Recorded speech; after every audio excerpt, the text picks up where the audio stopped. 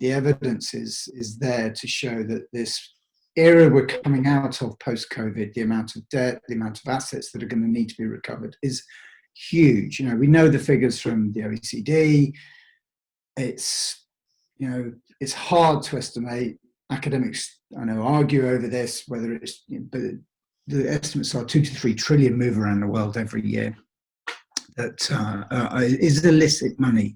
So there is a significant amount of money out there, and even fraud cases, we're seeing fraud increasing. We're seeing fraud, people exploiting what we've all been going through for the last few months to defraud the government, to defraud companies, and to defraud individuals. And it's increased by 17%. And what has definitely happened is the resources haven't increased to reflect that. And on the technology side, which is really where the focus of the conversation is going to be, and the relevance of why the technology and the information is so relevant to us finding assets and how we find them. Anybody will know, if they're a teenager, they're completely embedded in tech, and their world is the internet. For people of my generation, it's slightly different. I dip in and out of it.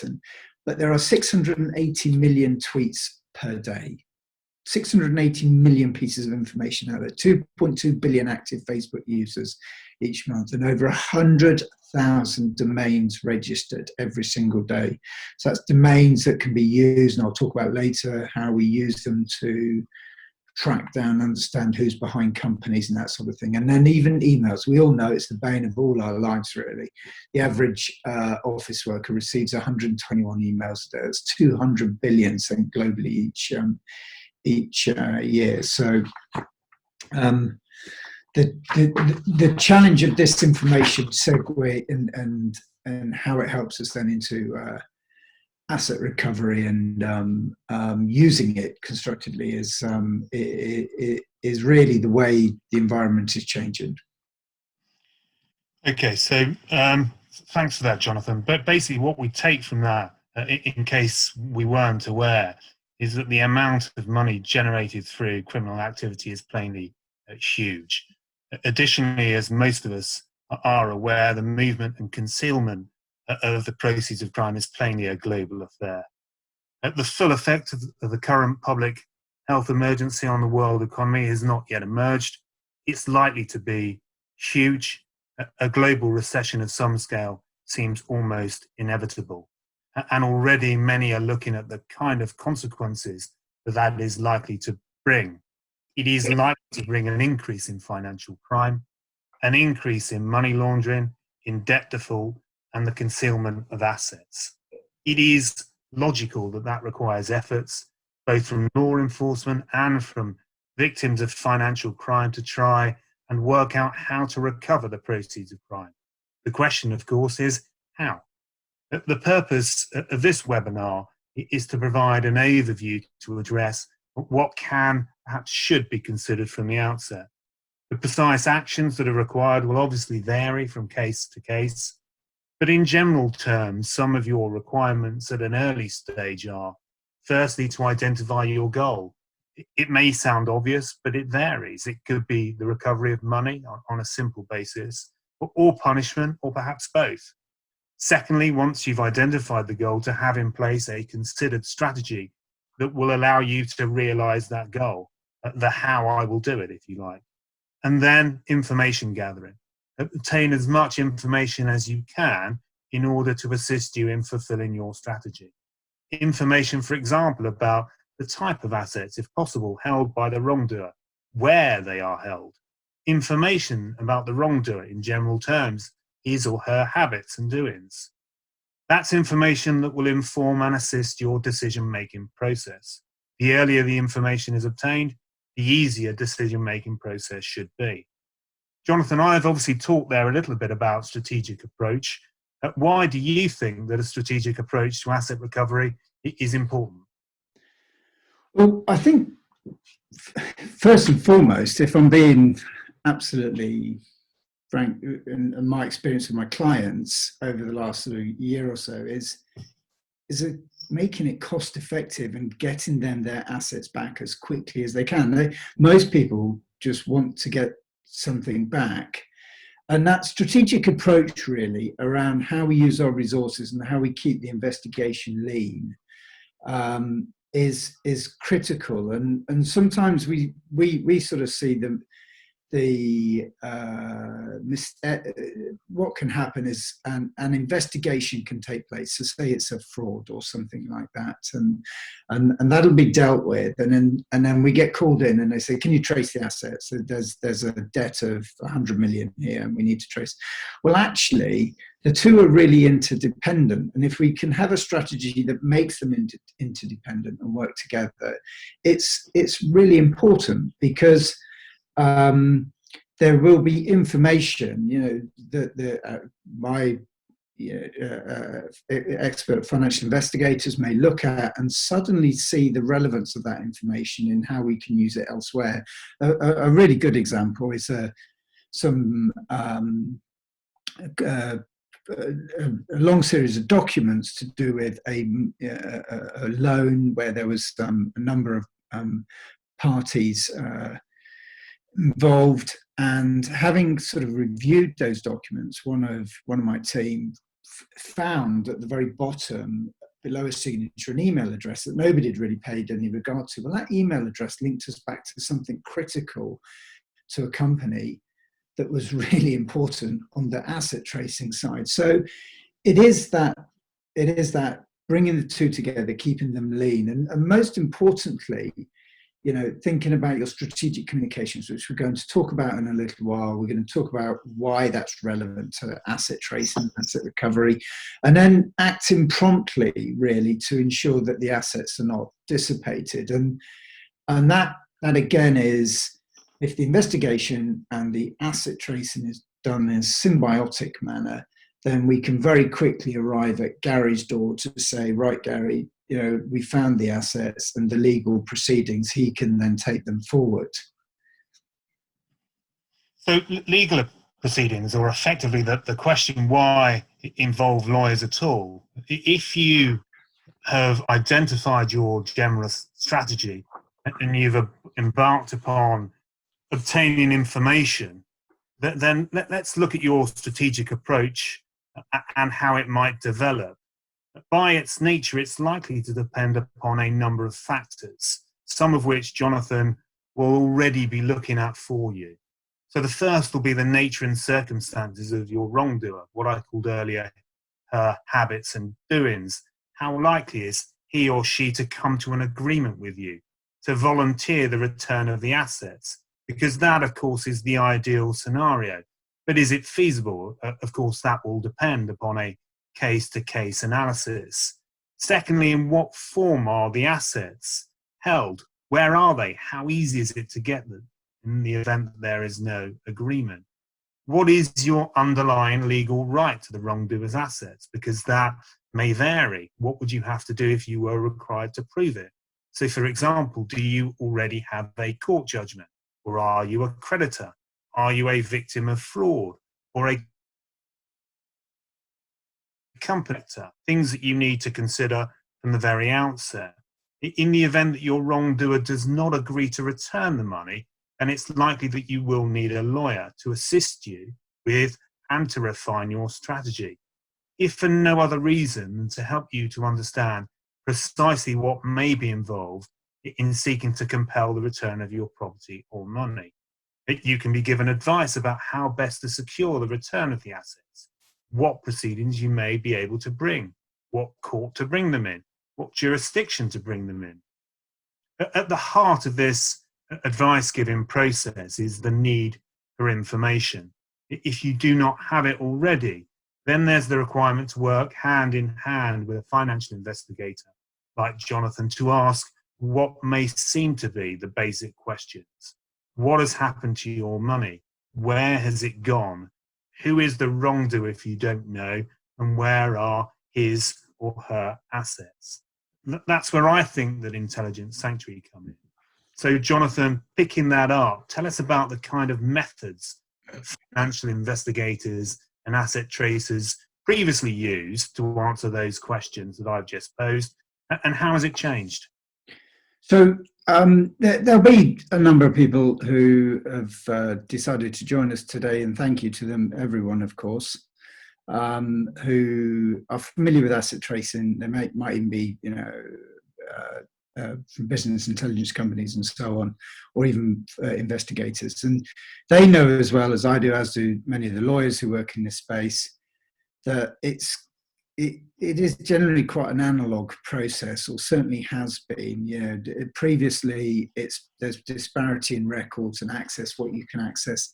Thankfully, and I, in my former life, I was privileged to be part of a team of people that managed to sort of push through an open register in the UK. But getting open corporate registers has been a critical thing to people like me and many others to understand who really is behind the company, because it is so often the case that I was trying to get behind companies or trusts or similar. But it's disparate and it's difficult. And the old process, there might have been some what we would call open source intelligence, but it's often restricted, and you'd end up sort of having to use a local agent sometimes, or somebody. You won't be able to. You were unable to do it sort of quickly and efficiently, really. And put bluntly, it's easy to avoid detection. It was relatively easy to avoid detection, but I think that's going to get harder, and I can see it getting harder. Definitely, when we sort of look at the new methods now, and it's kind of it's no secret. There's not one thing I'm not going to be able to do is just tell you some magic way during this webinar about how we now find assets.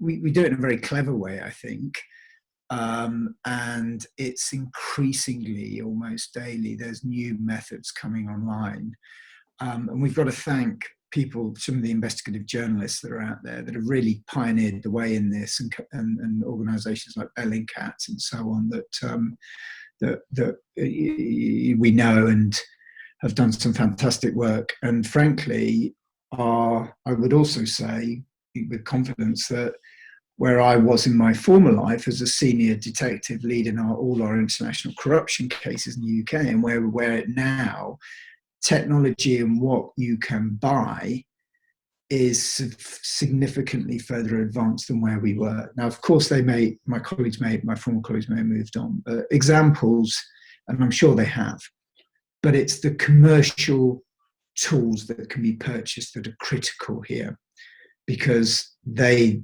solve they're the solutions. And if we look at things like public records, 400, literally from our laptops, we can access 450 million records across 150 languages. Many of you will know things like names like Mohammed can be spelled 36 different ways, so there's transliteration issues. This is not Google searches. This is way beyond Google now, and the ability to be able to analyze that information, search across a number of languages simultaneously, go into original documents and look at them. I always think a really good example of this is Russian expat tax records. If you try to go on the Russian website and access it, unless you speak, Russian and understand Cyrillic and navigate through, then basically you're not going to get very far. But the tools are out there now to be able to get in there, look at these sorts of records. And we found a person that a client declared a company that on his tax record he'd very much underdeclared how much his shareholding was and the value of the shares. But that led us back to a company in Central Europe that was worth an awful lot of money that our client could then pursue. So it's that type of information, and the data scraping, the reverse imaging, the quickly sort of mapping travel, and it's that ability to sort of utilize systems that amalgamate a wide range of publicly available data. Like I said, beyond Google, that's easily searchable by people with a sort of non-IT background, and it and I would say that now we're getting to a point where this makes everything, certainly commercially, much, much slicker. And it can help you, and I'll talk about communication in a little while, it can give you the informed answers, or some of the informed answers that you need, much quicker, so that you can sit down with, someone like Gary or whoever you've instructed as your legal counsel, and make strategic decisions because you've got the information there, and one would hopefully get your assets back much quicker. So if we just sort of look at the some of the other new methods and some of the things we need to consider, and I put GDPR compliance up there. Look, we're at a point now where we're working with people, our colleagues, people who work with me, who can build. This is way beyond my technical capability. I just know what I know what I need to know, and I know the legal, what's legally compliant, what isn't. But they can build literally bots to search across masses of data sets to bring back the critical answers you need. And why is that really important? A, because we just don't have the time and money to sift through thousands or if millions of pieces of information. It's much smarter if you can get that, but it's legally compliant. We have to be really, really careful with strict privacy laws here in the UK, irrespective of whether we're working for clients anywhere in the world. We're gathering the information here in the UK, and my understanding and my approach has always been that we have to be completely compliant with UK law, so that that legitimate interest test must exist, and we have processes to ensure that happens. And the other piece, the kind of magic I find is the way what's working very well now is bringing the sort of financial investigator, who most of them are former law enforcement or from that type of environment. We've got people from the FBI and from a number of professions, but they've spent their careers accessing privileged information through certain legal routes, which they can no longer access. But they know the value of information, and they understand it, and they can interpret the type of information that helps us then take us to the assets. And you put them together with a cyber forensic expert, and suddenly you get a very agile, expedient process, because the cyber person can focus their searches based on exactly what the financial investigator is saying. Right, this is what we need to be able to find X, Y, and Z, and ultimately this is what we'll need to be able to prove this person is a beneficial owner, and then this is what we'll need to prove to understand the value of the asset of the company, what other interests it's got, what investments it might have, where it's to, it's etc. So, but the bit that I would stress is we also have to be very careful about our digital footprint, because there are a lot of actors out there who are quite prepared to work outside the rules, and the scale of data and what's out there is huge, and don't forget, every time and everywhere you go, unless you're doing it carefully and professionally, you are leaving a digital footprint, and somebody can find that you've been looking at something. Thank you for the questions that are being sent through. What we'll do is we'll collate those questions, and if there's time, and there may well be, we'll deal with those questions at the end of the webinar.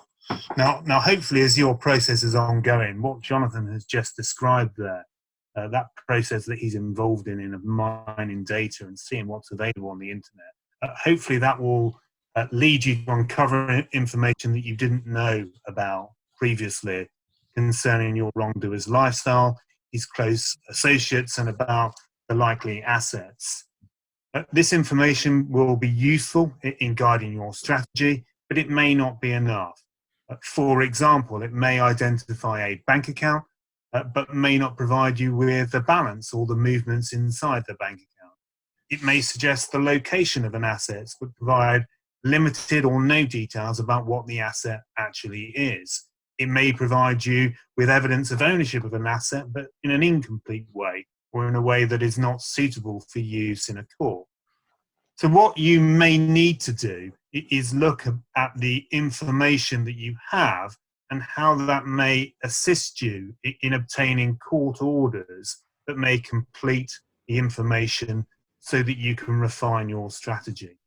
I've highlighted in this slide some of the further information orders that you can obtain. I've focused on the kind of orders that are available in England and Wales, but of course much will depend upon precisely where it is that you are bringing your proceedings. So let me run through them very briefly. The first and one of the most useful is a Norwich Pharmacal order, likely to be well known to many of you that are listening to me at this point. Typically deployed to require a bank or financial institution to provide documentation that they hold in confidence.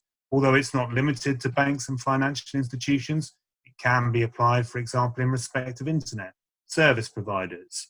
Its focus, where financial institutions are concerned and they're holding assets or have transferred assets, is their link to the wrongdoer. They're linked to the person that's alleged to have obtained those assets as a result of criminal activity, for example, fraud. The court in those circumstances may order disclosure with a view to assisting the applicant to find or recover his assets. The next one is a freezing order, again, a well-known order. It prevents the removal or dissipation of assets, and it's plainly important, not just because of its obvious practical effect upon a respondent, namely preventing them from access or using their assets, but also because of the ancillary orders that are frequently made upon the making of a freezing order. So a freezing order will normally only be located, or will normally only extend to assets located within England and Wales, although in exceptional circumstances, the court will exercise its jurisdiction to grant an injunction that prevents a defendant from moving and dealing with assets in any jurisdiction in the world. But I say exceptional because that really requires some evidence to show that a respondent has been acting dishonestly or fraudulently on a large scale, has the ability to move money in large sums around the world, and is able to hide assets behind companies or in countries where such assets are unlikely to be found. In terms of ancillary orders, the typical ancillary order is a disclosure order, which is designed to find out the exact location of respondents' assets, wherever they are in the world, their value, and what exactly they consist of. In other words, as an ancillary requirement to the freezing order, the respondent is required to disclose their assets. Another order, less common, more exceptional, is a passport order, plainly a draconian order that requires a respondent to deliver up his passport, and it is only granted in the most serious fraud cases. All of these orders, if they're breached, may lead to financial penalties and committal to prison for contempt. It's worth also having in mind that extensive disclosure orders exist in other jurisdictions, particularly given the likely global nature of any asset recovery case.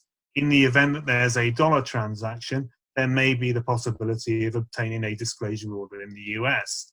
Those are commonly known as 1782s, after the section of Title 28 of the United States Code which sets out the provision.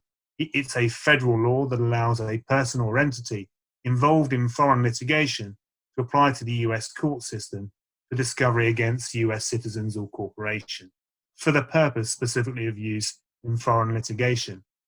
It can include electronic data, so it can be used to obtain details of bank transaction where there is a US correspondent bank. Plainly, that kind of information can be extremely useful. So what we've considered here is how you can obtain further information for use in your strategic approach.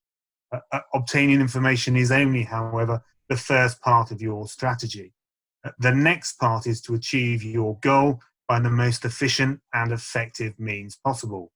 How can you lawfully show your wrongdoer that repayment is the easiest and most sensible option? What third parties, for example, prosecutors, can you ask to assist? And what control, if any, would you have over the process? Jonathan, are there any other tools that you have at your disposal that may assist in this regard? So, interestingly, we have it within the company. One of my colleagues has got kind of one of the leading experts in this in their campaign space, has come with a huge amount of experience. And when we started talking about it in an asset recovery sense, I'll be quite frank, I didn't initially really get it as to how we could use it in legal proceedings. And then, it was a bit almost like, I remember in my old world as a senior detective, if I was dealing with a, whether it be, you could be dealing with a homicide, a terrorist incident, or a big corruption case, you would have a clear media strategy. And this is really no different. How you're reaching out to people, how you're understanding the sentiment towards you, how you're going to get information. And this, using this kind of campaign approach, I'm seeing it more and more and more being a strategic part of, especially the type of cases we're dealing with, which often involve hundreds of millions, if not, billions of dollars that have been misappropriated, or non-performing loans that suddenly disappeared, and as have the securities on the loan, etc. And it's using multiple engagement methods to sort of elicit behavior from your target audience. And your target audience in this is the person that you ultimately want to settle with. And how are you doing that? Well, there's a number of methods. And they range from opinion research all the way to very, very clever, sophisticated online tools that tech-based that will gather sentiment towards somebody or a company, will understand what the view is about the legal proceedings, what do people think, which side are they, and what are the key issues in this, and that then becomes a key part of your thinking about actually how do we get this matter resolved. And perhaps a kind of real life example was, we were dealing with a celebrity divorce case. I won't say any names because it would be highly unprofessional too. But at the end, it was well reported across all news and social media, and it appeared in print about this sad divorce between these two people. And we were called in to find the assets, and we found a number of assets hidden under trusts and companies and etc., hidden away, which had not been declared in the family proceedings. The client asked us to conduct this exercise of assessing sentiment, and we were able to very quickly come back and say, this is what people are thinking, this is how you encourage a shift in opinion, and this is your target audience. And what it basically said is, the public don't like what the person is doing in this in these proceedings, and the fact that it's out there that he's effectively hiding money, he's not paying his bills, etc. His public opinion towards him, if this continues, will go from this part of the scale to this part of the scale. And once the client was able to have a sensible conversation with the other party about the fact that if this continues, and it continues in the public domain, that the person's hiding assets and is not settling, this is how it will effectively impact on public opinion, on almost the court of public opinion towards them. And they immediately asked what the figure was and came to agreement on what the settlement would be, because they know that they can't afford to have this, continuing out there in the public domain. So and this can be layered over a number of situations, and certainly we see it in the big corporate cases where it can be quite impactful. particularly once we start doing the digging and finding the information that people, frankly, would rather not coming out into the public domain when it ends up potentially in court proceedings and so on. Yeah, so the impact of reputational damage is quite interesting, isn't it, Jonathan? Well, it's interesting because I think CEOs and people like that can very quickly say this matter needs to be dealt with. We do not want this going through legal proceedings. And at the heart of what we've been saying is to have that strategy in place where you understand who it is that you're dealing with. And so you're evolving your approach to try and work out how you can achieve what you want. And hopefully in a perfect world, that campaign strategy or any other strategy that you have succeeds and proceedings will not be needed. You will have been able, acting lawfully, of course, to place the wrongdoer in a position where they finally realise they have no choice. They either pay or they come to the table. However, if they come to the table, you need an awareness of the value of what you are doing. And what that effectively means is you need some understanding of what you would have to go through is how much it might cost, the type of proceedings. I'm not going to engage in an in-depth analysis. It's beyond the scope of this webinar and it would just take too long. But the kind of considerations that even on a cursory level you have here at the very beginning is, well, will it be civil or criminal proceedings? Criminal proceedings, as I'm sure you all know, focus on punishment of the person who has been convicted of a criminal offence. But as part of the sentencing process, confiscation and or compensation orders can be made designed to recuperate what the victim has lost. Of course, criminal proceedings are normally brought by the state, and if they're brought by the state, then a victim cedes control over the process to the state. But in some circumstances, proceedings can be brought as a private prosecutor, which would provide a victim with a measure, not complete control, but a measure of control over the proceedings. The problems involved in bringing criminal proceedings are particularly the length of time involved, and that is increasing even as we speak on a day-to-day basis. That the lack of the ability to deal with jury trials plainly means that going forward, the length of time to resolve criminal proceedings will increase rather than decrease. Civil proceedings, on the other hand, can be commenced quickly, and ancillary orders can be obtained very quickly as well.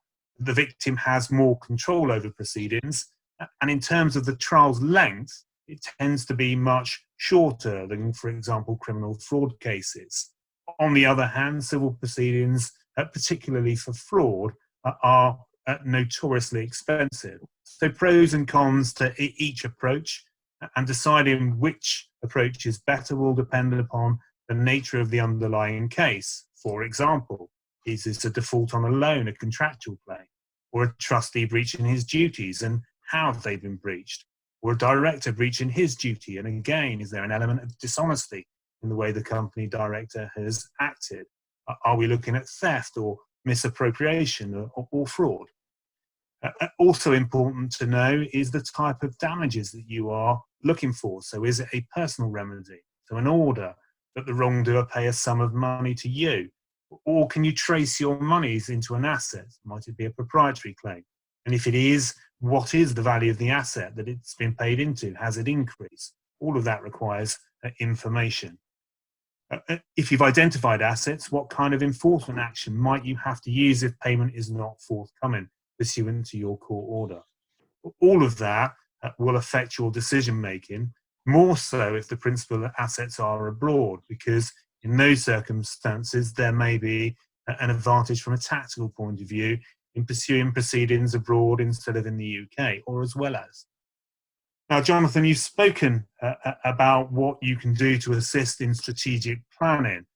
But how do you think things in relation to that may change in the future? So I think there's an important one of the points you raised there, Gary, about just a point about jury trials and the challenge with courts and getting things. I do think that timing in all this has got to change, because, and it is changing, and I'll talk about AI in a second, but if everyone can forgive me, to just very quickly sort of go back to reference my old world as a senior police officer leading grand corruption cases. And I know there's colleagues who joined us today who are be familiar with them, that have taken years and years and years and years and years and still are not resolved. Well, now in the civil space and dealing with clients, what do you see? You sometimes still see the same. And assets are dissipated, and they've managed to sort of essentially make themselves as poor as they possibly can. And the role of AI and where it comes in now is really about timing and boundaries. Again, in my old world, I might not have been able to get information out of a certain jurisdiction because they wouldn't give it to me, for whatever reason. They'd have a motive. But boundaries now really don't matter. It's much easier in a civil space. I can just get on a plane and go somewhere, or one of my investigators can, and we can get what we need to. But in a cyberspace, they just don't exist. So somebody can sit there, and we talked at the beginning about the volume of information and what we're using and how we're using it much smarter. And we will go behind domains, and we'll link domains to phone numbers. We'll understand who that phone was linked to, then we'll map all that out. We then go, we start drilling down into IP addresses, which takes us to properties, and it might take us to start looking at geolocation of social media information. You start to map and layer all this up. You get a very, very rich picture quite quickly. Well, the next frontier, and look, I'm not a technical person, really not. So please, nobody ask questions about AI, about how it's done. But I talk to people, and I've got a call, in fact, later with somebody who's going to be hopefully working with us on our next stage of our journey as a company, because actually building tools that can scrape across and find you critical information immediately and find everything that's hidden is really the next frontier. And we've got someone we're working with who's gave me an example the other day of how they dealt with a problem with Daesh and for the Home Office, and Daesh propaganda videos shut down on YouTube and obviously all the mainstream stuff, but they were still popping up on lots and lots of very small, locally held forums that would then allow them to continue the propaganda. Well, these are difficult videos to decipher because of, there's obviously language barriers. There's a number of very clever people, much cleverer than me, were able to build tools that scrape across and find this immediately, pull it all back, and then it can be shut down. And that's where we're going with data to help us understand people's financial position, what their corporate footprints look like, who their businesses, so what family members, etc., where assets may be held with them. And I just think how this will be employed if we had an Arab Spring in 5 years' time, and we had all the assets of the Libyan sovereign wealth, some of which were managed to be secured. A significant number are floating around this globe that we were able to very quickly locate and start to get banks to lock it down, notify them that it's actually this company that holds X is not really trading in what it says it's trading in, and we need that money. Or even Malaysia, 1MDB, it's a fantastic case. It's really interesting, but many commentators talk about the fact that what actually has been seized is a small amount of the amount stolen. And again, Ukraine, when the revolution happened there, and if we were able to sort of quickly map out, I know there's 70 odd banks that just effectively the states had to take over because all their money was taken, and is undoubtedly sitting in some of our financial centres around the world. So yes, that's where it's going. Some of it's there at the moment. There's some clever tools, much. We've moved on so much in the last couple of years, but I think it'll be super interesting to see where we are and what we can do in 2 or 3 years' time. Just picking up on something you said there, and trying to finish this off now, if I can, so there's time to deal with some of the questions. I mean, you've plainly touched upon particular cases and instances, Jonathan, where you're dealing with real global cases with real global movement of assets. And those kind of cross-border cases bring their own challenges. But again, picking up on something you said to illustrate this point, when you spoke about someone in your team sifting through the documents and noticing an email address there at the bottom of the document that no one had picked up on before. In my view, when someone does that and they're working within a team, particularly if it's a multi-jurisdictional asset recovery team with various lawyers operating in various jurisdictions, the fact that they know that that particular email address may not just be relevant to what they're looking at, but that they've got an awareness what everyone else is doing in all of the other jurisdictions, so that they can understand the importance of that particular nugget of information, or if it's a document, on each other lawyer, so that they're all working together. For me, that's very much the key, not just of a strategic approach, but it's also very much the key when you're dealing with asset recovery in multi-jurisdictional cases. If you like, the emphasis between the emphasis that exists in those kind of cases on cooperation is even more important. It's even more important that everyone's operating with a strategy and that everyone knows what everyone else is doing. If I can conclude then, following up on that theme with what I think are the important takeaways, one of the clear themes that I hope has come through this presentation, and I think that you've been able to bring to our attention quite clearly, Jonathan, is the importance of early identification of strategy. And if you like, a roadmap for how you might achieve your goal, shaping and redefining that strategy and the methods you might use to implement it are important, as is obtaining as much information as you possibly can to assist you in asset tracing and recovery. What do you think the key takeaways are? I think it's that building the critical team as well.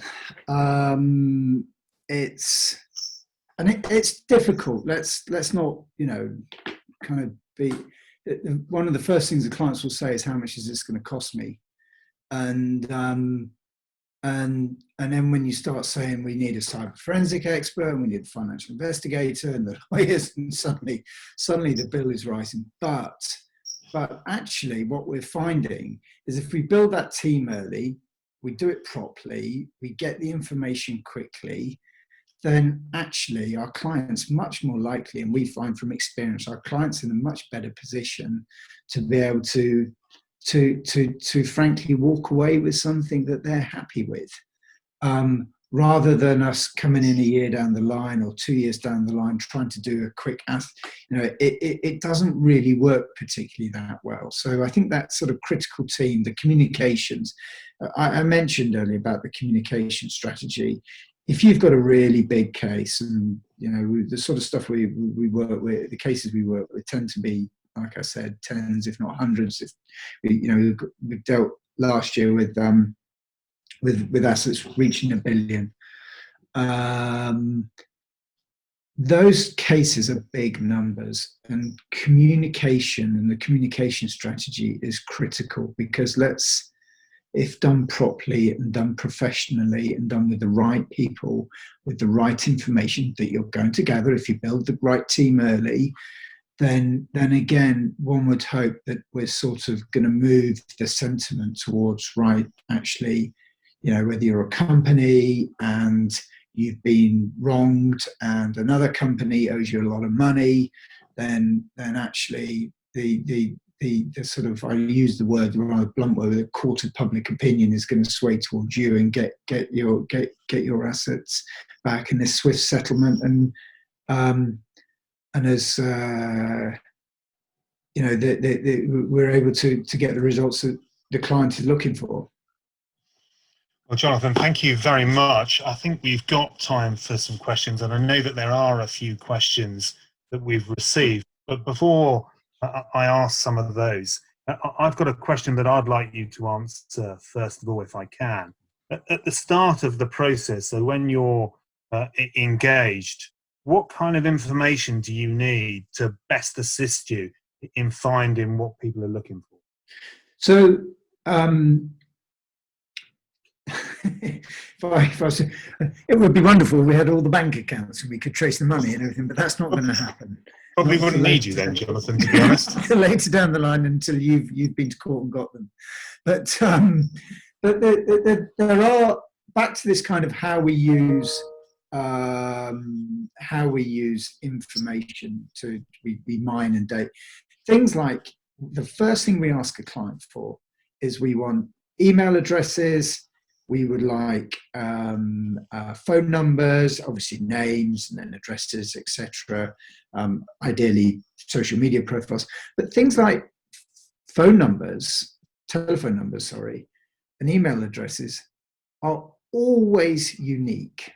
They're absolutely unique. So when we're searching across using tools to mine across the kind of data universe, the internet, it helps us identify some of the minutiae that you would never ever find if you were simply doing a sort of search on Jonathan Benton, for one of the better terms, of which there are a number, you know, and you've then got to try and deal with all the false positives and sift through them, and it's quicker. Another question that I've been asked that I can see here: what about safe havens? How can information on assets in safe havens be obtained? Well, you'll know the legal answer. I know. The legal answer is going to depend on which safe haven. Yeah. But this comes back to this point about information and about how we use it intelligently. And let's face it, there are offshore and onshore jurisdictions that still have very difficult to penetrate through and understand who the ultimate beneficial owner of a company is. However, if I give you like a real life example, we had $1 billion+ fraud. This is still an ongoing case. I need to be. I won't mention any names or anything, but there were a bunch of companies. There's a bunch of companies registered in a jurisdiction that you're never ever going to get underneath unless you've got a court order. However, very quickly we mapped out all of their cyber footprints. Now, I know some will be listening and going, well, what about trusts and special purpose vehicles that are just set up for, and of course they remain a challenge. But these were companies that were supposed to be trading for legitimate purposes, but were actually being used to effectively launder stolen money. But what we did was we went behind them and extracted all their digital information. So we went behind the domains and the IP address. We managed to track it all back to literally one person who was a key worker of this company, had been with the CEO and the person, you know, and the broader family company. He'd been with them for many years, and immediately we were able to say with some confidence, albeit one would of course accept that legally, and but we were able to say with some without, you know, very confidently, these companies are all linked back to this family for these reasons, and this family's company, and that information in, say, another case could help very quickly accelerate you to the other side, understanding that you actually know that they're behind that company. I think another really good example is high-profile very high profile Russian, who was not publicly known to be associated with a certain petrochemical company. And this individual had been in a legal dispute. Well, we went through the court papers, and I talked about all the millions of bits of information. You can access really interesting information from court papers now all over the world if you know how to, if you've got the right tools to be able to scan across them. We went through, and well, not thousands, there's lots of pages in this. Right in there, this high-profile person had declared to the court that the company, which the dispute was over, was wholly his, because he wanted the court to believe that he owned it and not somebody else owned it. Well, we haven't got the corporation documents, we haven't got the shareholding, we haven't got the bearer share in somebody's hand, we haven't got, but what we've now got is a court document from a UK court where somebody declares that they are the ultimate beneficial owner of that company. So it's a very long way of explaining, Gary, but going around the houses to get it, but that's what you need to do. No, there's quite a few more questions, and I'm only going to pick one more. Some of the questions that we've received, just as a commentary, are very fact specific, and are asking for commentary on specific countries or specific situations. And I'm going to swerve those, as I'm sure you would do as well. But the one question that I am going to ask, because I think it's quite important, is this: where does social media analysis fit in? Since it is presumably less judicially admissible, is it just useful for lead generation and targeting jurisdictions for further investigation? And the reason why I've chosen that question is because I think it fits into what we've been trying to achieve here, which is separating some of the items that you do and their particular use and how they may be useful, not just in court proceedings, but in designing and implementing strategy. So, sorry, Gary, I assume that was targeted at me. So it's only you and I here, but